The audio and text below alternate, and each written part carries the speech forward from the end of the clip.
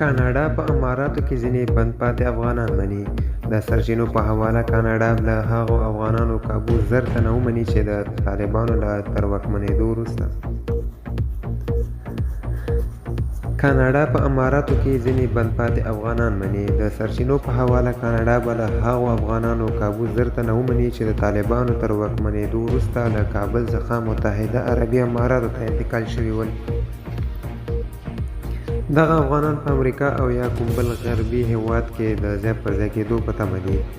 رویټرز خبري اژانس د سرچینو په حواله لیکلي دي چې د کاناډا حکومت د هغو کابو 15,000 افغانانو څخه چې د ابوظبي په کمپونو کې میشت دي د امریکا لخوا د ځای پر ځای کولو غوښتنه یې منلې ده.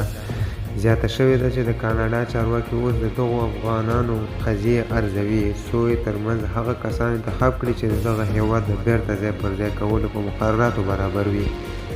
دا لومړی ځل دی چې افغانان به هغه هیواد ته انتقال شي چې کومه مستقیمه اړیکه ورسره نه لري، یعنې دا چې په افغانستان کې د دغه هیواد د ماموریت پر وخت ورسره کومه دنده نه وي ترسره کړې.